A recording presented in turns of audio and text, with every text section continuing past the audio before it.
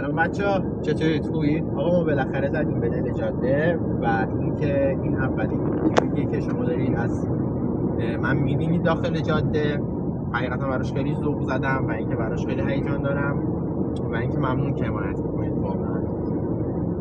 آقا همین اولی کاری بگم که کلی اتفاق عجیب غریب افتاد. ما از دیشب ما قرار بود دیشب ساعت 2-3 شب را بیفتیم در حقیقت، ولی یه سری اتفاقای عجیب غریب افتاد. این که من قرار بود دیروز برم لاستیکای داستین رو عوض کنم.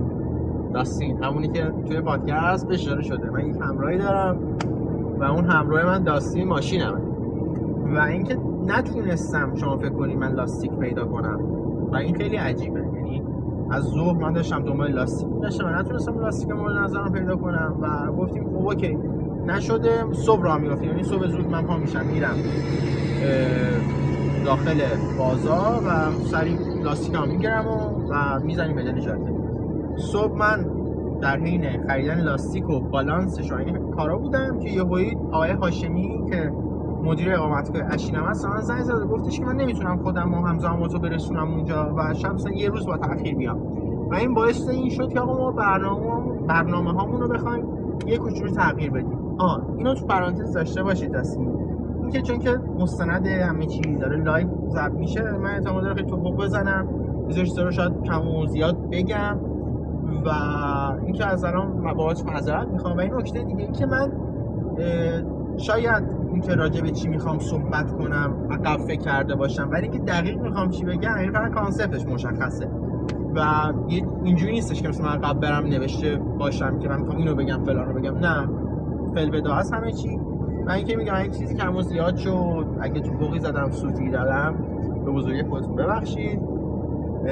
این تو پرانتز بود. داشتم میگفتم که آره آیا هاشمی زنگ زدم و معلوم شد یه سری برنامه هامون رو جلو عقب کنیم و اینکه ما قرار بود مستقیم بریم اشین و اینکه اشین نمیریم، ما امشب میریم انارک و تو کاروانسرای انارک استراحت میکنیم میخوابیم و فردا اشین هم بازم نمیریم، میریم ریگجن. یعنی اینکه میریم طرف رمراه ریگجن، یعنی میریم این منطقه توی جنوب غربی ریگجن و میریم طبیعت اونجا رو ببینیم و که یک در حقیقت اسم محلش علمه. حالا بیشتر اونجا راجعش باهاتون صحبت میکنم. و اینکه بیابون اینجوریه دیگه، اینجوری سورپرایز میکنه. یعنی شما کلی برنامه‌ریزی میکنی، یه بار، دو بار، سه بار و هی شما رو میندازه عقب‌تر، هی سورپرایزتون میکنه اتفاقای جدید و اینکه آب و هوا هم مثلا ما سورپرایز شدیم. یعنی یهویی مثلا اینکه یه توده خیلی عجیب غریبی از شمال غرب کشور ترکیه وارد شده و اینکه همینجوری که مشاهده میکنیم با ابریه و اینکه ما فردا شب مثل که یک خورده ابر داریم با اینکه قرار نبود اینجوری باشه. ضربم موسیقی رو کم کنم و اینکه آره بیابون اینجوریه لعنتی، خیلی خفنه، اینجوری شما رو سورپرایز میکنه. من خیلی دوستش دارم. آقای بیابون، خانم بیابون، نمیدونم جنسیت داری تو، خدایی چی، هر چی هستی که بابا دمت گرم، تو خیلی خفنی. آره و اینجوری شد که برنامه ما کلا افتاد عقب و ما بعد از ریگجن، یعنی فردا صبح ما میریم ریگجن، اون طرف رمله ریگجن و منطقه علم و بعد از اون میریم اشین و این تغییری که توی برنامه‌مون اتفاق افتاده. جونم واسهتون بگم که آقا ما الان در حقیقت رسیدیم مهرما و اینکه بریم مهرما یه کوچولو استراحت کنیم، یه قهوه بخوریم و اونجا میخوام راجع به مسیر و جاده و اینکه بچه مسیری رو بریم، کجا نریم، جادهمون چجوریه، از کجا بریم از کجا نریم، راجع به چیزا باهاتون صحبت کنم، راجع به جاده ها و لوکیشن هایی که از کنارش رد میشیم اگه ممکن باشن تا بریم ببینیم چی میشه دیگه. منم الان رسیدم مهرما، زدم خستم چون این چند روزه همش درگیر بودم و دیشب درستابی نخوابیدم، پریشب کلا نخوابیدم و یعنی از دیروز صبحم کلا در حال این ور اون ور رفتن و کلی کار کردنم. بریم یه قهوه‌ای بخوریم، من یه ذره فرش بشم و تو مهرما تو نقشه باهاتون قرار صحبت کنم. دمتون گرم دیگه. می‌خوایم یه ذره مهرما ببین، اینجا واقعا خفنه. ما به مهرما راستی چیزی دیگه بگم و بعدش باهاتون این قسمت خداحافظی کنم. من یه اسمی برای مهرما گذاشتم، بهش میگم میادگاه عاشقان. چرا؟ به خاطر اینکه ما همیشه می‌خوایم پاشیم بریم بیابون همیشه اینجا قرار میذاریم، تو مهرما قرار میذاریم و خیلی اینجا یادآور کلی خاطر است واسه من همیشه، چون که ما میخوایم بیایم همیشه بیابون. اصولا این نفر بالا مثلا طرف سمنان اون رو بریم، همیشه اینجا میریم یا جاده تهران قم و بعدش دیگه به طرف پایین جنوب شرق و این حرفا. اینجا هم شما قرار میذاریم و اینجا خیلی دوست دارم، چون که کلی یادآور خاطره و کلی چیزای خوبه واسه من. برام من پارک کنم و بریم تو ببینیم چی میشه دیگه. برام اونجا با من باشید تا چیزای خبر بخوام دمتون گرم.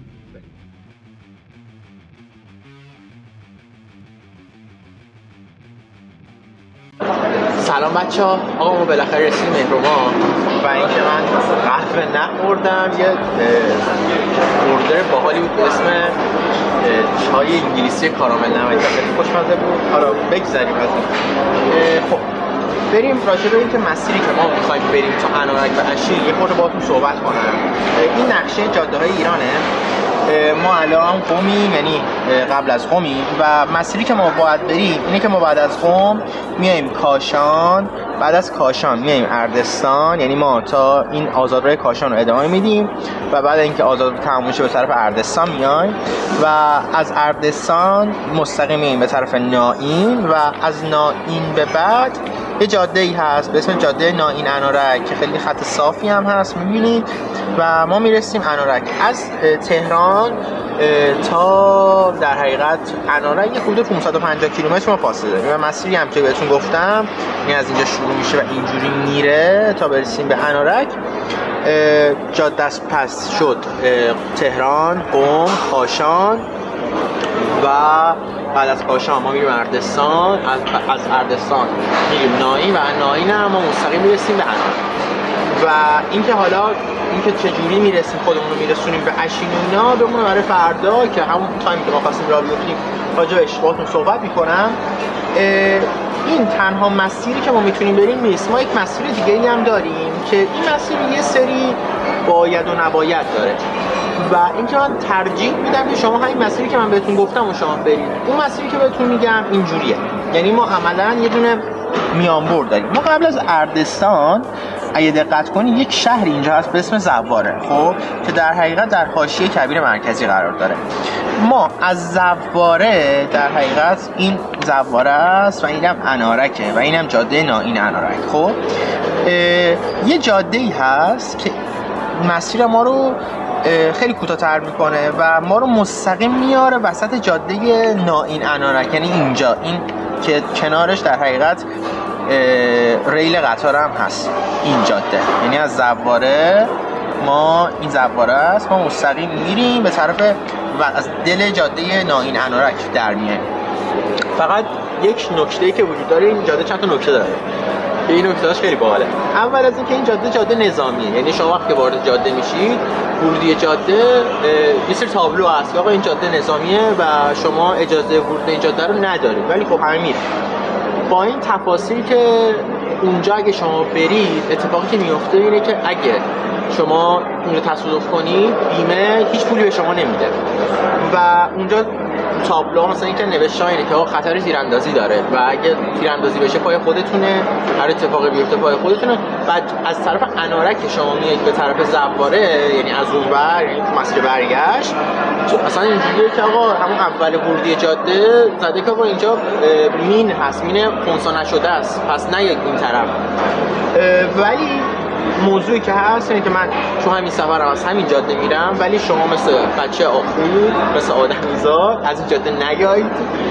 و یک مسئله دیگه ای هم هست که این جاده خیلی باریکه و خب اصولا سواری توش کم تردد میکنه و تریلیا هستن که خیلی میان و اصولا اینجوری نیستش که یعنی هم دو تا ماشین تو این جاده جا بشه. یعنی شما وقتی یه تریل داره رو میاد مجبور سرعتتون رو خیلی کم کنید و برید تو جاده خاکی. و اینکه یه سری جاها تو جاده هم هست که اگه بلد نباشید میتونه واسهتون حادثه ساز باشه، چون که مثلا یه سری پیچ داره که مثلا شب باشه شما نمیبینید، پیچ میپیچه شما نمیپیچید میمیرید، چپ میکنید ولی ان شاءالله که نمیرید. ولی داستانی که از و یه سری جا این جاده اینقدر خرابه که میتونه کاملا جلوبندی شما رو به فاک بده. پس بیخیال این جاده بشید. یه مسئله دیگه، من عاشق این جاده ام خاطر اینکه کلی خاطرات داره واسه من و بریم تو نقشه. یه لحظه بریم تو نقشه. بیاین این زواره است دیگه و این جاده هست. خب اینجا رو نگاه کنید. خب مزرعه حاجی حسین، خب یا مثلا ایستگاه سهیل، ایستگاه مهرآباد، این قسمت خب عملاً ریگ جنه و شما اینجاهای جاده که باشید یه افق خیلی خفن بازی رو میبینید از ریگ جن که اصلا ترکیب رنگای عجیب غریب داره. مثلا موقع غروب اصلا یه شاهکاریه واسه خودش. و خب من اینجا خیلی خاطره دارم چون که یادآور یه سری سفرهای بیابونیه که ما برمیگشتیم از بیابون. مثلا چرا ریگ جن بودیم، بعد می‌خواستیم برگردیم از بیابون که اومدیم از یعنی سریع رفتیم جاده زواره رو برگشتیم و خیلی خوبه دیگه. سوال عجیبی داره و این جاده ماه و منم از جاده زواره میرم، ولی شما نرید تا اینکه یعنی تجربه کسب کنید تو این جاده، بعدا این جاده برید و بریم ببینیم چی میشه. یه نکته دیگه، جاده در حقیقت نائین به انارک هم خیلی جاده قشنگی، یعنی اونجا عملا کویر مرکزی شروع میشه و اون جاده شاهکاره. سال 79-80 یه فیلمی ساخته شد به اسم خیلی دور خیلی نزدیک و تو اون فیلم آقای کیانیان یه سکانسی داره که داره رانندگی میکنه و اون جاده خیلی قشنگه و در حقیقت اون جاده همین جاده نائین به انارکه و من اون فیلم عاشقشم به خاطر اینکه کانسپت نجومی بیابونی داره که داستان فیلم از این قراره که یک دکتری که خدا باور نیست اگه اشتباه نکنم، پسرش مثلا خیلی دوره و با هم ارتباط ندارن، بعد این باباه میاد دنبال پسرش که پسرش یه منجمیه که رفته کویر مصر و اونجا مثلا رفتن رصد کنن و این باباه میره دنبال پسرش و اون فیلم خیلی قشنگه و اون سکانس هم تو این جاده فیلم برداری شده. یه جاده خیلی صافیه که اصلا منظره یعنی افقش کاملا بازه و در حقیقت این برش که میشه طرف شمالش یا طرف غربش ریگ جنه و خیلی خوشگل مشکله دیگه. چون هم واسه تون بگه همین بریم. من چای انگلیسی کاراملی نمکی من خوردم اینکه بریم سوار شیم و بریم تو جاده تا ببینیم چی میشه. دمتون گرم، دوستتون دارم. بریم.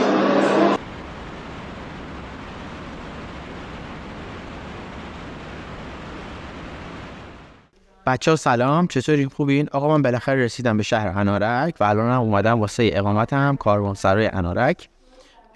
بخوام از خدمت انارک بگم که این فیلم نمیگنجه چون که خیلی روایت داره و اینکه کلی داستان پشت این شهره. این همین کاروانسرایی که الان توشیم واسه 140 سال پیشه، یعنی دوره قاجار که حدودا میشه مثلا سال 1110 شمسی و دنیای از خدمت و روایت و هر چی که بگید اینجا هست. تو یعنی همین اسم انارک شما میبینید چه دنیای واسه خودش داره، چقدر خفره.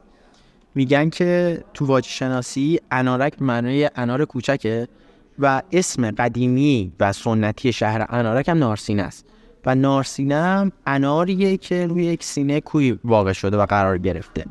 انار نماد عشقه و نارسینه همون اناریه که روی یک سینه کوهی رویده شده و این رویده شدنه یعنی عشقی که روی یک سینه کوهی رویده شده باعث این شده زندگی رو واسه یه سری مردمای کبیری که یک زمانی از کنار واهئی چون با این کلمه تازه آشنا شدم و سخت گفتنش یه ذره واهئی رد می شدن و از این واحه شتراشون رو سیراب می کردن، بهشون آب می دادن و همین سیراب کردنه باعث آرامش خود این مردم می شده. حالا واحه چیه؟ رفتم الان سرچ کردم، میگن که توی مناطق کبیری و صحرایی همچنین بیابونی به مناطق سرسبزی که داخل صحرا و کبیر و بیابون هست بهش میگن واحه و من اینو نمیدونستم حقیقتا تا الان. و چقدر خفن به همین یه دونه اسم شهر کلی روایت و داستان پشتشه. حالا شما بخوای وارد داستانه شهر بشی میبینی که اوه چه خبره. انارک شهریه که کلا 7 محله داره و زبونشون هم یعنی علاوه گویشی هم حتی اینجوریه که یه سری کلماتی که هنوز استفاده میکنم از زرتشتی‌ها هنوز که هنوزه مونده، یعنی که زرتشتی‌ها موقع یه سری کلماتی داشتن هنوز که هنوزه مردم انارک از اون کلمه‌ها استفاده میکنه و میگم مثلا خیلی خفنه. ما هم بعد از اینکه سفرمون تموم بشه، یعنی از اشی میخوایم برگردیم، بازم برمیگردیم انارک با مردم محلی اینجا قرار کلی صحبت کنیم و راجع به آداب، رسوم، مراسماشون، تاریخ اینجا، روایت‌ها بیشتر باشون صحبت کنم تا ببینم تو این شهر عجیب غریب چه خبره. ما هم دیگه بریم بخوابیم دیگه، خیلی دیر وقته، فردا هم کلی کار داریم. دمتونم گرم، شب بخیر.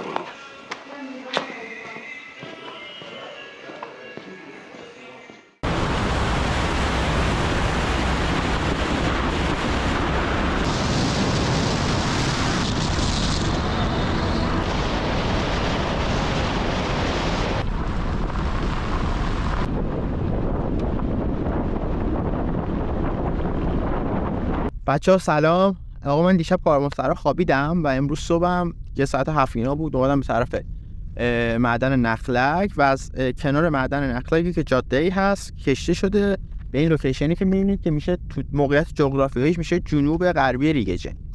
نکته جالبی که اینجا داره اینه که اون قسمت یک معدنی بوده به اسم معدن باغورو و جونم واسهتون بگه که مس بوده چیزی که میگن و اینکه الان کار نمیکنه معدن. حالا نمیدونم چرا، ولی چیزی که وجود داره اینه که میگن که الان ما این جاده رو شما ببینید، میگن زمان رضا شاه موقعی که یعنی معدن فعالیت میکرده، رضا شاه اومده اینجا رو سنگ فرش کرده و فقط واسه یه دونه ماشین، یعنی یه دونه ماشین بوده که کلا میرفته واسه آوردن سرب و مسینا و واسه همون یه دونه ماشین اومده سنگ فرش کرده. و خیلی جالبه، ما تو جاده می اومدیم این سنگ فرش رو خراب کردن، یعنی بولدوزر انداختن این سنگ فرش رو خراب کردن و به این بردن، یعنی میدیدیم که آقا مثلا کلی سنگ کنار جاده است. جونم واسهتون بگه اگه اونجا رو نگاه کنین میگن که اون مثلا یه خونه اونجا هست، یه خرابه اینطوره که اونجا مثلا محل موقعی که مثلا معدن فعالیت میکرده اونجا محل پرسنل معدن اونجا کار میکردن، یا اینکه کارگرا تون بخش یه مثلا در حقیقت یه سری خونه هست اونجا که مثلا یه محل زندگی کارگرا بوده و خب اون قسمت رو اگه شما الان ببینید در حقیقت میشه یعنی جزو دوم ریگجن حساب میشه و شما ریگزا رو اینجا میبینید. و یه بار دیگه ما این سنگ فرش رو ببینیم که از دوران رضا شاه باقی مونده. و یه نکته دیگه، ما داریم میریم به طرف علم، اسم لوکیشنی که داریم میریم به سمتش اسمش علم حاج باقریه که یه مزرعه‌ای بوده تو قبلا و خب کسی که اونجا رو مثلا آب پیدا کرده یعنی به اسم حاج باقری بوده، فامیلیش باقری بوده اونجوری که من شنیدم. و حالا ما یه لوکیشن خیلی خفن داریم جلوتر، اینه که میریم توی ارتفاع و دوم ریگجن و رملای ریگجن همه زیر پامونه. با من همراه باشین تا برسیم اونجا. امیدوارم ماشین گیر نکنه چون جاده خیلی افتضاح خرابه و میبینید دیگه این اوضاع جاده و بریم چی میشه دیگه.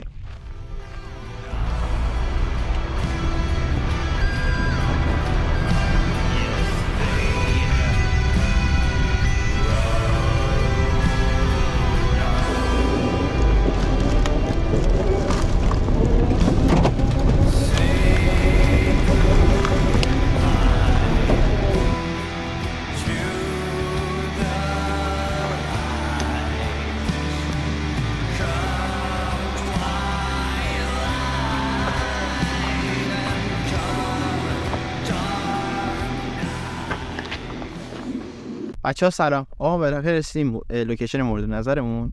اینجا این منطقه که الان دارید می‌بینید معدن باغورقه، اون معدنی که راجبش صحبت کردم توی پادکستم.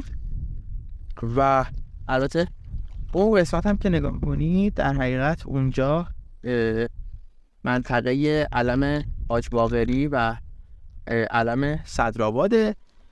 جونم واسهتون بگه که آقا ما اینجا کلی سنگ مس پیدا کردیم. ببینیم قد خوشگله، این سبزایی که میبینه همه پریت مسه، سنگ خوشگلی همش مس.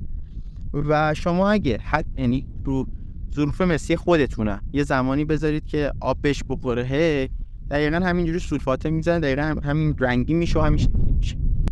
و این اونجایی که نگاه کنیم منطقه بزرگ ریگ جن، در حقیقت اون قسمت ها ریگزار ریگ جن و بعدش این مسیر رو همینجوری ما ادامه بدیم، بعدش میخوریم به دیواره های ریگ جن و بعد از دیواره ها میخوریم باسلاقای ریگ جن و کوکوگرد و بعدش هم که سمنان و معلمان. اگه شما این خط دست من همینجوری مستقیم صاف ادامه بدیم میرسیم به برامین تهران. و جونم واسه میگه این خونه ها رو، این خرابه ها رو بریم ببینیم. اینا یه زمانی همون دوران رضا شاه که معدن فعالیت میکرده یا خونه کارگرا بوده، محل خواب کارگرا بوده، یا مثلا کارهای اداریشون رو اینجا میکردن. یعنی دیگه نگاه میکنین یه زمانی میگن که عکسی هم وجود داره که حالا من امیدوارم بتونم اون عکس رو پیدا کنم که واسه همون زمانه که یه سری خانم‌ها دارن تو اینجا کار میکنن. امیدوارم هم بتونم اون عکس رو پیدا کنم. اگه بتونم و این بقیه این خرابه‌هایی که می‌بینید اینا میگن یه زمانی یا خونه کسایی بودن که اینجا کار میکردن یا دفترشون بوده. گذشته یه پیش دیگه. و شما ماشین منو ببینید، یک 206 پس حضر ریگه که برگرده داره خطریه که همین رفتنی هم اومدیم احتمال داشت گیر کنیم، ولی خب شانس آوردم گیر نکردم. اون برگشتش هم واسه خودش داستانی داره. یعنی از اون موقع که اومدم یه ذره ارتباطم با خدا بیشتر شده، نزدیکتر شدم به خدا. یا اینکه امیدوارم بتونیم بریم و ما الان تموم بشه یعنی برگردی میریم معدن نخلک و اونجا هم مستقیم دیگه من میرم به طرف انارک و بعدش هم اشین. همراه من باشید و بریم این ویو فوق‌العاده، ویو ابدی واقعا یه بار دیگه ببینیمش و لذت ببریم.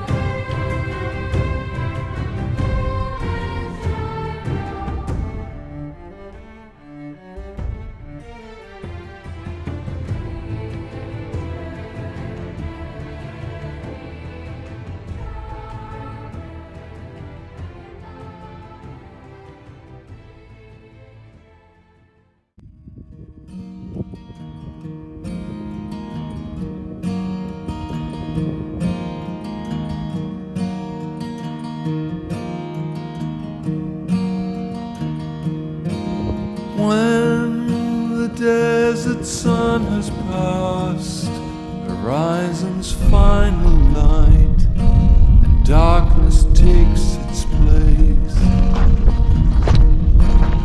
we will pause to take our rest, sharing songs of love and tales of tragedy.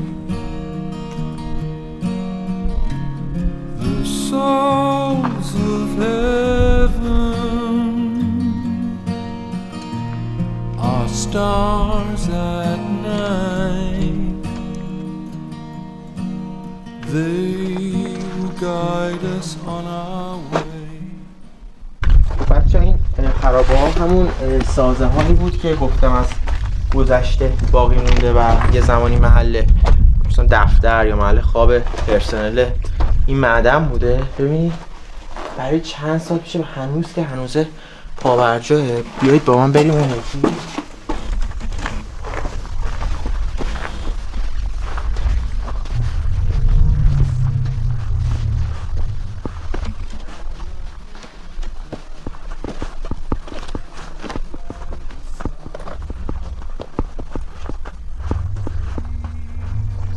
نگاه کنید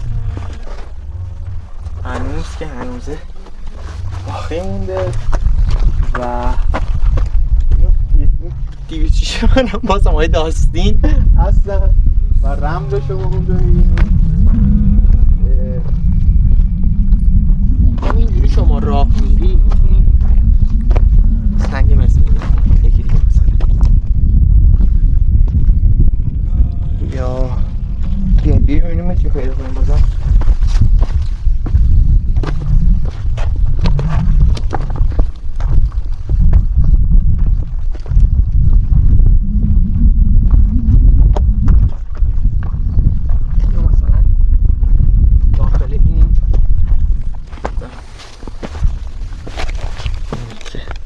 بعد از بارش و فرسایش رنگش مشخص شد.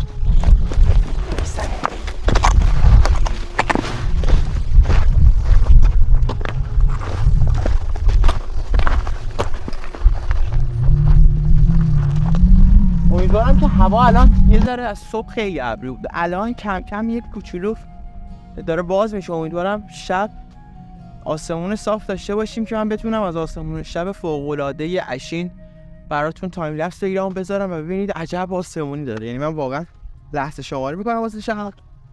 و اینکه بازارم بریم دیگه، اینجا موندیم. مقصد اصلی ما عشینه، دارم کافیه تا اینجا. و توی پادکست راجع به ریگجن صحبت کردم، اینکه چرا بهش میگن ریگجن و اینکه گذشته میگفتن که اینجا محل زندگی شیطان و ارواح خبیثه بوده. تو پادکست میتونید اطلاعات کاملتری راجع به ریگجن دریافت کنید، اونجا بیشتر گفتم. و ما بریم به طرف انارک و بعدش هم عشین تا بریم ببینیم چی میشه دیگه این سفر و ماجراجویی ما. جاده شبو داشته باشی. فعلا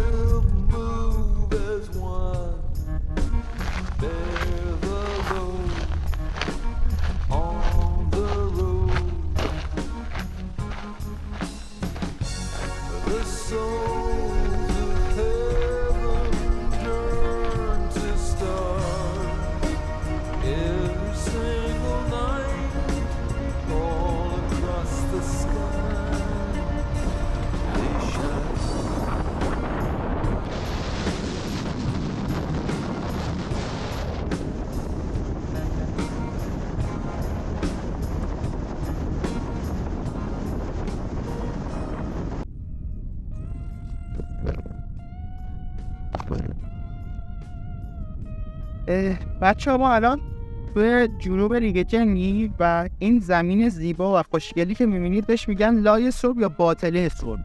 اصولا وقتی که سرب رو میگیرن و دیگه به درد نخور شده اون زمین که ازش سرب میگرفتن یه به حال خودش رهاش میکنن و نتیجهش میشه این. اصولا گلایی بوده که بعد اینکه حالا اون عملیات سرب گیریشون تموم میشه و نمیدونم حالا دقیقا فرآیندش چجوریه، بعدش این گلا میترکن و تبدیل میشن به اینا و ببینید چقدر خوشگل و زیباست. یعنی آدم واقعا حظ وافر میبره. نمیدونم حظ وافر مثلا بگو میدونی آخه تو چی حظ وافر. میدونم و جونم واسهتون بگه که اصلا خیلی زیباست، خیلی خوشگله و اون قسمت رو که ببینید اونجا دوم ریگ جن میشه و به دوم ریگ جن میگن بلوچ کشه.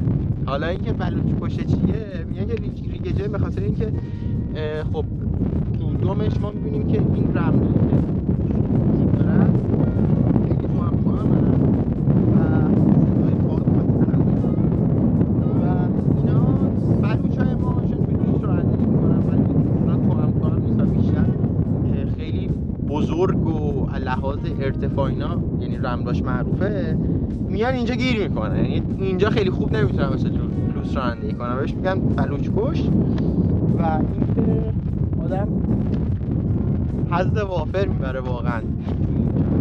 شما هر جایی که نگاه میکنی یه چیز داره واسه سورپرایز، یعنی شما سورپرایز ما داریم میریم یه هوی رم اینجوری یه هوی مثلا کلی گیاهای عجیب غریب، بعد اون ورشن اصلا یه صخره خفن، این ورشن یه کوه خفن، بعد دیدیم یه تیکه مثلا خیلی هم نیستا میبینی به یه زمین هیچی نیست ولی انقدر خوشگلی که آدم میگه بابا دمت گرم آقای یا خانم بیابون. واقعا دارم لذت میبرم. خیلی صداش هم خیلی جالبه، یعنی روش میری خیلی صدای باحالی داره. میکنم نباید خیلی هم بریم جلو، احساس کنم از بین میره. پس بابت همون دیگه جلو همین حالا نگاش میکنیم و لذتشو ببریم.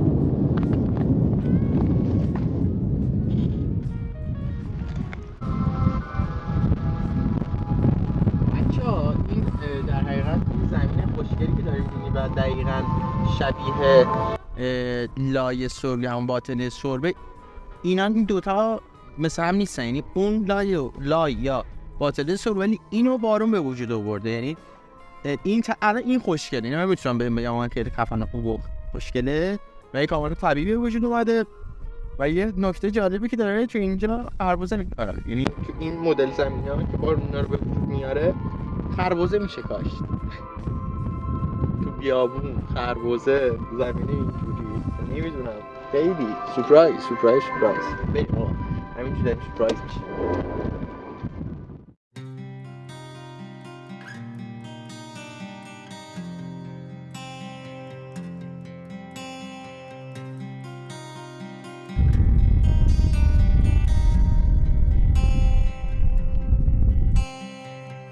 This is the land that we earned,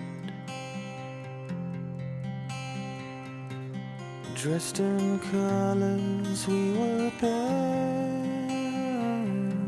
But did I hold you close? And Lord only knows if you're happy now. And Lord only knows where you are. Look at me now in no man's land, waiting for the sun to return.